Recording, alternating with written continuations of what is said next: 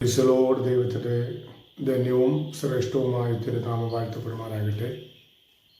ഇന്ന് രാത്രികാലം faith light media YouTube ചാനലിൽ കൂടി എന്നെ കേൾക്കുന്ന എല്ലാ പ്രിയപ്പെട്ടവരെയും ദൈവം ധാരാളമായി അനുഗ്രഹിക്കുകയും മാനിക്കുകയും ചെയ്യട്ടെ.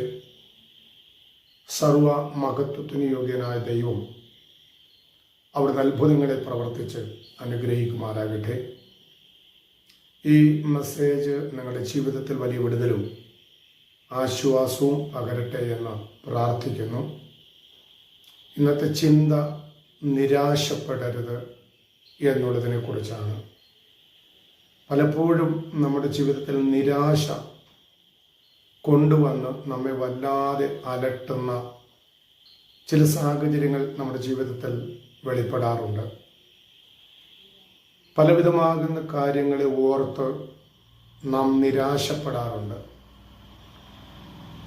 നമ്മൾ സ്നേഹിക്കുന്നവർ വിട്ടുപോകുമ്പോൾ നിരാശ ഉണ്ടാകാറുണ്ട്.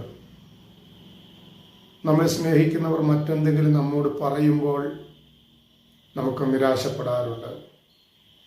നാം ആഗ്രഹിച്ച പലതും നമ്മുടെ കൈകളിൽ നിന്ന് നഷ്ടപ്പെടുന്ന സാഹചര്യങ്ങളിൽ നാം നിരാശപ്പെടാറുണ്ട്. എന്നാൽ സർവശക്തനായ ദൈവം വ്യക്തമായി വചനത്തിൽ ഇങ്ങനെ വെളിപ്പെടുത്തുന്നു. ഒരു വചനം ഞാൻ വായിക്കുന്നു. യോഹന്നാന്റെ സുവിശേഷം 14-ാം അധ്യായം അതിൻ്റെ 1-ാമത്തെ വാക്യത്തിൽ ഇങ്ങനെ വായിക്കുന്നു: നിങ്ങളുടെ ഹൃദയം കലങ്ങിപ്പോകരുത്, ദൈവത്തിൽ വിശ്വസിപ്പിൻ, എന്നിലും വിശ്വസിപ്പിൻ. അവിടെ നിരാശപ്പെടുക എന്ന് പറയുമ്പോൾ ഹൃദയം കലങ്ങിപ്പോകുക എന്നുള്ളതാണ്. ഹൃദയം കലങ്ങുമ്പോഴാണ്, അല്ലെങ്കിൽ ഹൃദയത്തിൽ വേദന വരുമ്പോഴാണ് നാം നിരാശപ്പെടുവാനിടയായിത്തീരുന്നത്. പലപ്പോഴും നമ്മുടെ ജീവിതത്തിൽ വേദനാജനകമായ അനുഭവങ്ങൾ കടന്നു വരുമ്പോൾ, പല സാഹചര്യങ്ങൾ നമ്മെ വല്ലാതെ അലട്ടുമ്പോൾ, നമ്മുടെ ഹൃദയം വേദനപ്പെടുമ്പോൾ നാം നിരാശപ്പെടാറുണ്ട്. അതുകൊണ്ടാണ് തിരുവചനം പഠിപ്പിക്കുന്നത്, നിങ്ങളുടെ ഹൃദയം കലങ്ങിപ്പോകരുത്, ദൈവത്തിൽ വിശ്വസിപ്പീൻ, എന്നിലും വിശ്വസിപ്പീൻ. അതിൻ്റെ പശ്ചാത്തലം എന്ന് പറയുന്നത്, യേശു തന്റെ ശിഷ്യന്മാരോട് സംസാരിക്കുന്ന അവസാന രാത്രിയിലാണ് ഈ വാക്കുകൾ പറഞ്ഞത്. താന് അവരെ വിട്ടു പോകുമെന്ന് കേട്ടപ്പോൾ ശിഷ്യന്മാർ ഭയത്തിലും ദുഃഖത്തിലുമായിരുന്നു. എന്നാൽ യേശു അവരെ ആശ്വസിപ്പിച്ചു. ദൈവത്തിൻ്റെ പദ്ധതി വിശ്വസിക്കുവാനും ഹൃദയം തളരാതിരിക്കുവാനും പറഞ്ഞു.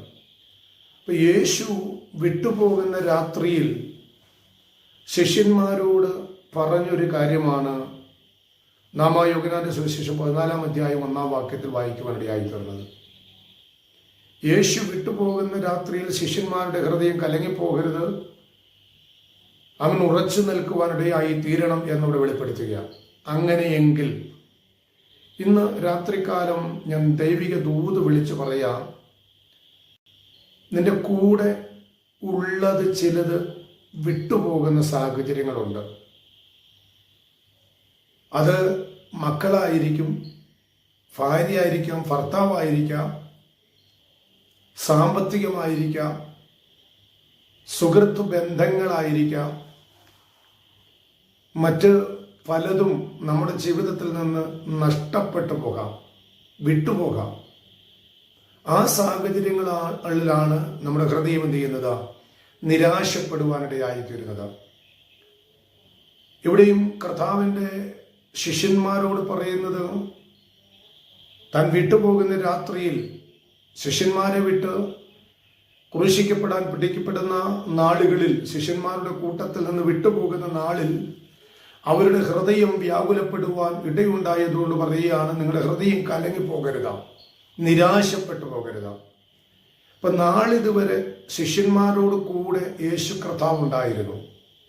നാളിതുവരെ യേശു കർത്താവ് ശിഷ്യന്മാരോടൊപ്പം നടന്നു, അവർക്ക് ഭക്ഷണകാര്യങ്ങൾ കൊടുത്തു, അവർക്ക് വേണ്ട സാഹചര്യങ്ങൾ ചെയ്തു, രോഗികളെ സൗഖ്യമാക്കി, ഭൂതങ്ങളെ പുറത്താക്കി, അത്ഭുതങ്ങൾ പ്രവർത്തിച്ചു, അടയാളങ്ങൾ ചെയ്തു. അങ്ങനെ കൂടെ നടന്ന ഒരുവൻ വിട്ടുപോകുമ്പോൾ അവർക്കുണ്ടാകുന്ന മനോഭയത്തെ ഓർത്ത് ദൈവാത്മാവ് അവർ ആദ്യമേ അവരോട് പറയുക, ഞാൻ വിട്ടുപോകും, പക്ഷെ നിങ്ങളുടെ ഹൃദയം എന്ത് ചെയ്യരുത്, കലങ്ങരുത്.